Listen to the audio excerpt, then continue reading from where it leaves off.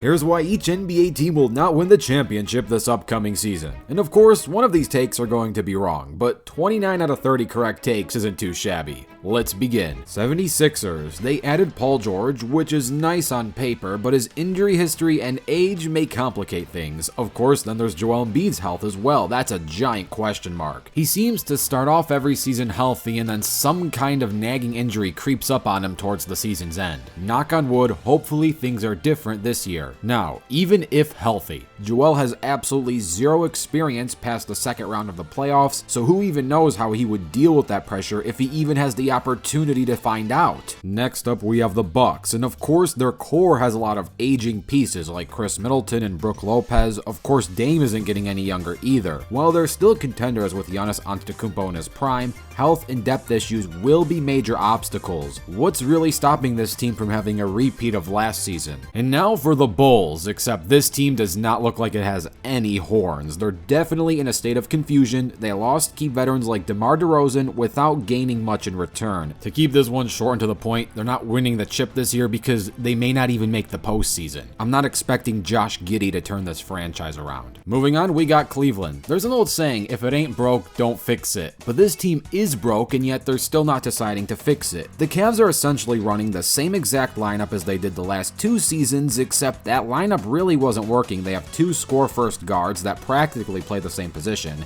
and then two centers, having one pretending to be a power forward, and that's kind of wonky too. All great individual players. I really like Evan Mobley, Jared Allen, Darius Garland, and Donovan Mitchell. I'm not sure how the fit is. Unless Evan Mobley can make significant offensive leaps and get a consistent range game going, this might be possible with Coach Kenny Atkinson, but I really don't know if it's truly enough to get over the hump. And now for the defending champs, the Celtics. Making a repeat is incredibly difficult, and the Celtics will likely not be as lucky as last season, where each of their competition's best players getting hurt in the East. Every round they faced an Eastern opponent that lost their best player sometime along the series or did not even show up for the series. Plus, this roster played a lot of basketball last season, so fatigue and health could derail their title drive. A championship hangover might be in the waiting. Clippers. There's no reason to believe this Clippers roster got better than last year, and last year had major problems. Speaking of this year, Paul George's departure certainly gutted this franchise. Kawhi Leonard's health is always a concern, and the team will likely lean too heavily on its aging veterans being James Harden and Leonard. Their championship window appears to have closed, but if it's still open, it's really small, and I don't think they're going to win the chip this season. Grizzlies. It's tough to say if last season was just a hiccup or a sign of what's to come, and if it was just a hiccup, how fast and how successfully do they rebound back to the top? Dropping from second in the West all the way down to 13th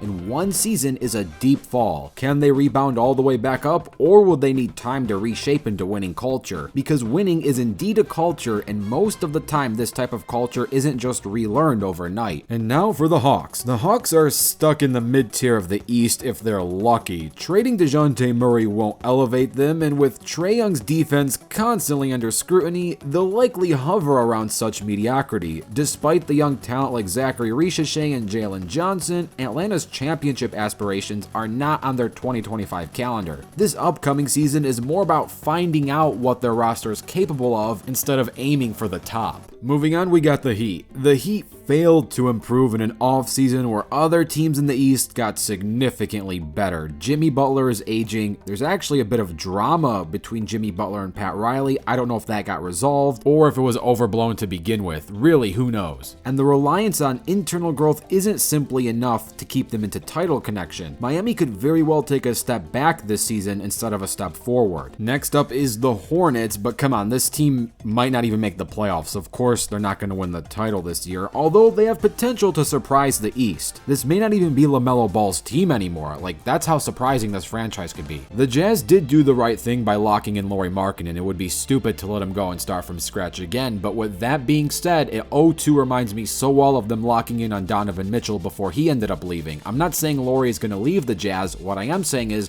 their peak might be the same as Donovan's peak. Have a really strong regular season and then get knocked out in the postseason. I don't think this is a title-bound team. With the Kings, everything looks great on paper. Adding DeMar DeRozan certainly addresses some offensive needs, but then you could also be critical of it and say, hey, would this create spacing issues with Domantas Sabonis? What is Keegan Murray's role on the team? There are more questions than answers. There may need to be a chemistry off here for this team to mesh. 2025 may not be the Kings season, although it definitely could be a surprise season, and there is still a lot of defensive limitations on this roster. Only time will tell what would come of it. Now for the Knicks, who have definitely assembled a solid roster. Things look great on paper. This kind of reminds me of the Kings situation. And with that being said, new faces and new places require time for fitting spaces. This may need a multi-season chemistry process for them to truly mesh together. Now it is entirely possible they can pull a 2019 Raptors and be an instant title team, but more than likely they need to at least mesh before they can really feel that finals bound and win it strongly. As for the Lakers, they say Father Time is undefeated, but to be critically honest, aging superstars remains the biggest question mark for this franchise. LeBron James and Anthony Davis aren't getting any younger, and their roster lacks depth. While JJ Redick is going to be a solid coach for sure,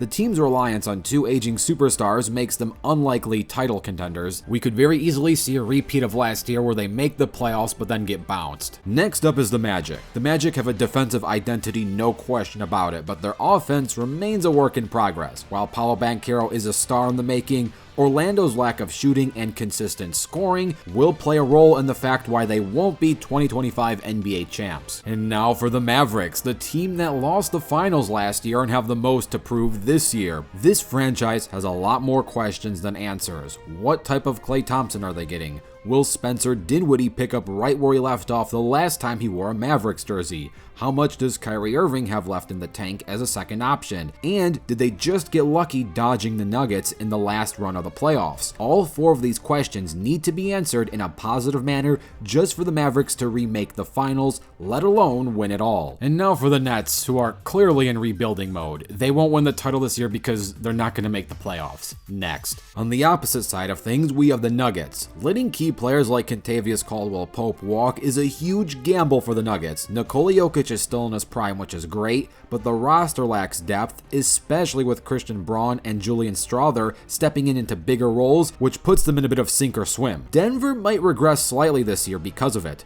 Russell Westbrook also might be a nice nostalgic name, but it's hard to know if he will have a limited role, a huge role, or practically no role at all at the age of 35, soon to be 36. Moving on, it's the Pacers. Indiana's lack of size on the wing position will be a significant problem. Despite an explosive offense, they didn't address their defensive issues during the offseason, leaving them vulnerable against bigger, more physical teams. And I know Miles Turner is a great defensive center, but one good center isn't the only thing that's going to save the entirety of your front court, especially in a league that's getting faster and more floor-spaced. Plus, their best player, Tyrese Halliburton, isn't even in his prime yet, so this core didn't even reach its ceiling yet to even start thinking about a ring in 2025. Moving on, we got the Pelicans. The Pelicans' lack of a true center, and the fact that Zion Williamson's health is always going to be a dice roll season by season. While they have talent, their roster construction is flawed, making them a playoff punch, sure, but not a true title contender. For the Pistons, I could be boring and just say, hey, they suck, they're not making the playoffs, but let's put our tinfoil hats on for this one and have a bit of fun.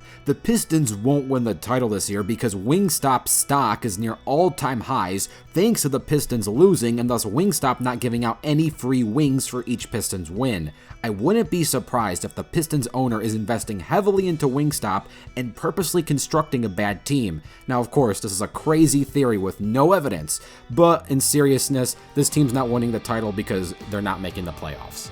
Or are they? And now for the Raptors, and heck, even Jakub Poeltl admits the Raptors are just not championship contenders this season. Yes, it's nice to be in the Scotty Barnes era, this will be a special team for sure, but not a championship team in 2025. As for the Rockets, they have too much youth and not enough cohesion. They could definitely fight for a playoff spot, but of course, after that, I don't think it's realistic to say this is a title team this season. For the Spurs, same story, different team. Really great young core. Chris Paul is a nice nice veteran, let them make the playoffs first before we start thinking of the finals. Someone with an opposite story, the Suns. While their star power is undeniable on paper, the roster lacks a balance and they need to find a better offensive system than your turn my turn basketball between Kevin Durant and Devin Booker. If history repeats itself, expect them to fall short due to this problem they have been having since this new era. The Thunder have an exciting young core, but without more veteran leadership or experience, OKC's ceiling might be the same of the 2022 Celtics, a great young core that can make the finals but then get bounced by a veteran team. But who really knows, honestly? Moving on, we got the Timberwolves. The Wolves made a curious move by trading Karl Anthony Towns, prioritizing long-term flexibility over short-term contention.